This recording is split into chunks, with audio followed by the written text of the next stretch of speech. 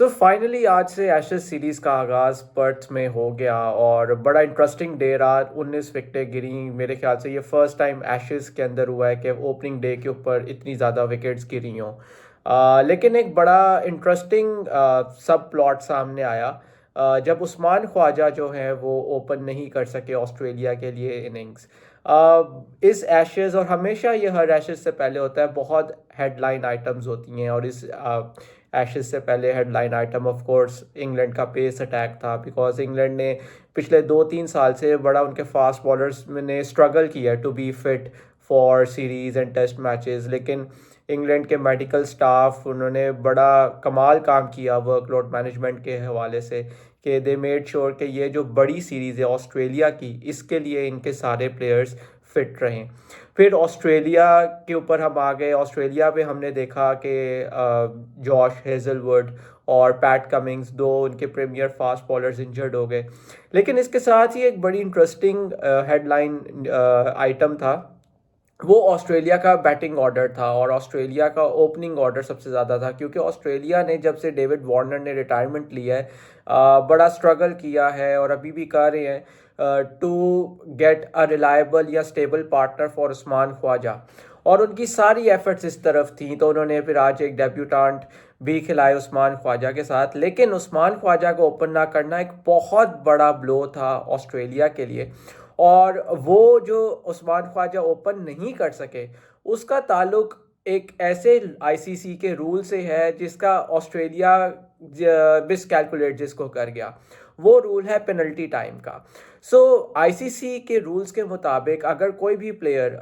ये बात करता है कि मुझे इंजरी है, या उसके अलावा अगर उसको फील्ड छोड़नी पड़ती है 8 मिनट से ज़्यादा के लिए, तो उसके ऊपर एक पेनल्टी टाइम आना शुरू हो जाता है। और अगर तो आपकी टीम बॉलिंग कर रही है और आप फील्ड छोड़ के चले जाते हैं 8 मिनट से ज़्यादा, लेट सपोज आप 10 या 12 मिनट के लिए बाहर हैं, तो आपको उसके बाद पायर को बता के जब आप फील्ड में वापस आते हैं, तो आप 10 या 12 मिनट बेसिकली जितना टाइम आपने फील्ड छोड़ा है, उतना टाइम अगर आप फील्ड में जब तक ना गुजारें तो आप बॉलिंग नहीं कर सकते। एंड सेम अप्लाइज कि अगर आप फील्ड से बाहर हैं और आपकी इसके बाद अपनी बॉलिंग इनिंग्स के बाद बैटिंग है, लेकिन आपका वो टाइम पूरा नहीं हुआ, लेट सपोज कि आपने 15 मिनट फील्ड ऑफ प्ले से बाहर गुजारे हैं, लेकिन आप वापस आ जाते हैं और आप सिर्फ 7 मिनट के लिए फील्ड में रहते हैं और अगली टीम ऑल आउट हो जाती है, तो आप अगले तकरीबन जो रिमेनिंग टाइम है जो कि बनता है 8 मिनट, आप अपनी जब तक 8 मिनट लैप्स नहीं हो जाते तो आप तब तक बैटिंग नहीं कर सकते, बेशक आप ओपनर हो या जो मर्जी हो। सिर्फ एक एक्सेप्शन है कि अगर आपकी टीम की 5 विकेट्स गिर जाए इन 8 मिनट्स के अंदर, सिर्फ तब आप आ सकते हैं बैटिंग करने। और फिर उसके बाद जब आपने एक दफ़ा बैटिंग शुरू कर दी, फिर बेशक आप आउट हो जाएं, लेकिन आपका जो टाइम है वो काउंट होना शुरू हो जाएगा and you will be considered as a player उसके अंदर। तो ये रूल था, क्योंकि उस्मान ख्वाजा आज पूरा दिन फर्स्ट डे जो था पर्थ टेस्ट का, वो कभी अंदर आ रहे थे कभी बाहर जा रहे थे बैक स्पैजम्स की वजह से, तो उनका पेनल्टी टाइम बहुत ज़्यादा गैदर हो चुका हुआ था। स्टीवन स्मिथ जो ऑस्ट्रेलिया के कैप्टन है, जब इंग्लैंड का लास्ट 5 विकेट्स का कोलैप्स हुआ, उन्होंने उस्मान ख्वाजा को बुला तो लिया और वो तकरीबन जब 9th विकेट गिरी उसके बाद आ गए, लेकिन उनका टाइम इतना लैप्स नहीं हुआ था कि उन्होंने उतना टाइम फील्ड में तब तक नहीं गुजारा था जितना वो उस पूरी इनिंग्स में बाहर गुजार चुके थे, जिसकी वजह से वो ओपन करने नहीं आ सके और नंबर 4 पे उनको आना पड़ा। और उसकी वजह से बड़ा ऑस्ट्रेलिया का जो बैटिंग ऑर्डर पूरा रीशफल हुआ, बड़ा ऑस्ट्रेलिया को नुकसान हुआ, क्योंकि मार्नस लबुशेन को एक दफ़ा एक्सपेरिमेंट कर लिया गया था, काफ़ी बात भी हुई कि इनको ओपन कराया जा सकता है, लेकिन ऑस्ट्रेलिया ने उनको 1 ड्रॉप पे स्लॉट किया हुआ था, उनको ओपन कराना पड़ा। फिर स्टीव स्मिथ, जिन्होंने of course last year open तो किया था, लेकिन उन्होंने अपनी ख्वाहिश का इजहार किया था कि वो नंबर 4 पे ही बैटिंग करना चाहते हैं, और आज उनको 2017 के बाद पहली दफ़ा हुआ है कि नंबर 3 के ऊपर आके फिर से बैटिंग करनी पड़ी, वो भी सर्वाइव नहीं कर सके। और फिर जब उस्मान ख्वाजा आए, he was also not looking very fit, stiff लग रहे थे, और वो भी जल्द ही आउट होके वापस चले गए। आपको एक बड़े मज़े की बात बताता चलूँ कि उस्मान ख्वाजा के बारे में जो रिपोर्ट हो रहा है वो ये हो रहा है कि जिस तरह से उनकी रूटीन है, उन्होंने थर्सडे के दिन यानी कि कल के दिन उन्होंने 18 होल गोल्फ ज़रूर खेला था। और आप ये इमेजिन कर सकते हैं कि अगर ये पाकिस्तान में होता और इस तरह से अगर कोई बैट्समैन या कोई भी प्लेयर वो अब स्टिफनेस की वजह से या किसी भी वजह से वो बाहर ना आ सकता, और उस्मान ख्वाजा अगर शायद पाकिस्तान के लिए अभी खेल रहे होते तो कितना ज़्यादा क्रिटिसिज्म हो रहा होता और क्या क्या कुछ नहीं हो रहा होता। But you know, all that aside, एक इसके अंदर एक कैवियट है जो पेनल्टी टाइम का रूल है, वो भी मैं जल्दी से बताता चलूँ इससे पहले हम वीडियो को कंक्लूड करें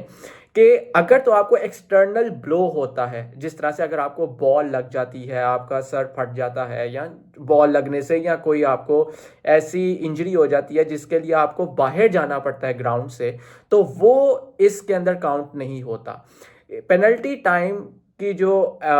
रूल है वो अप्लाई होता है सिर्फ इंटरनल इंजरी के ऊपर, जिसमें आप स्पैज़म कह लें, आप क्रैम्प कह लें, कोई भी बैट्समैन या बॉलर कहता है कि मेरा हैमस्ट्रिंग खिंच गया या जो भी, बेसिकली इंटरनल इंजरी को इन्होंने इसलिए रखा हुआ है ताकि कोई गलत फ़ायदा ना उठा सके इस वजह से उसके लिए, क्योंकि कोई भी बंदा कह सकता है, जिस तरह हम बचपन में स्कूल जब काम करने का दिल नहीं कर रहा होता था या जब स्कूल नहीं जाना होता था तो हम अपने पेरेंट्स से कहते थे कि हमारी तबीयत ख़राब है या हम बीमार हैं। सो बेसिकली वही है कि कोई बहाना ना लगा सके। और दूसरा कोई यही अगेन इलनेस, कि अगर ये कहे कि जी मेरे तबीयत ख़राब है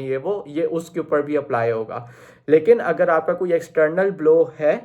या कोई ऐसी कंडीशन आ जाती है जिसके अंदर आपके ऑन फील्ड अंपायर्स ये समझते हैं कि ये प्लेयर अभी कंटिन्यू नहीं कर सकता और ये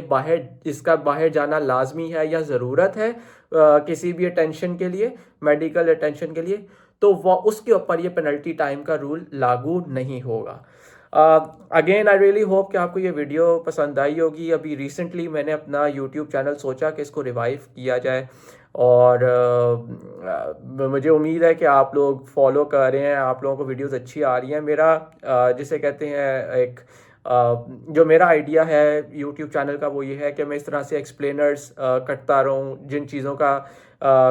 जितना मैंने कैरियर में अपना सीखा है और ऑफ कोर्स जिस तरह मैं सीखी जा रहा हूँ वो आप लोगों के साथ शेयर करूँ। So if there is any particular topic, अगर कोई भी स्पेसिफिक एरिया है, कोई इंस्टेंस है, कोई ऐसी चीज़ जिसके ऊपर आप मुझे चाहते हैं कि मैं उसके बारे में बात करूँ, एक्सप्लेन करूँ या वीडियो बनाऊँ, so do let me know in the comments and I will be happy to make a video on that. और इसके साथ ही एक रिक्वेस्ट है, अगर आपने अभी तक यहाँ तक आप आ गए हैं, आपने वीडियो देख ली है, दैट रियली मीन्स के आपको इस वीडियो में ज़रूर कुछ ना कुछ क्वालिटी या वैल्यू नज़र आई है। सो प्लीज़ मेक श्योर कि आप ये वीडियो अपने फ्रेंड्स और फैमिली के साथ शेयर करें, अपने दोस्तों यारों के साथ शेयर करें। Do subscribe and ask them to subscribe as well. Thank you so much.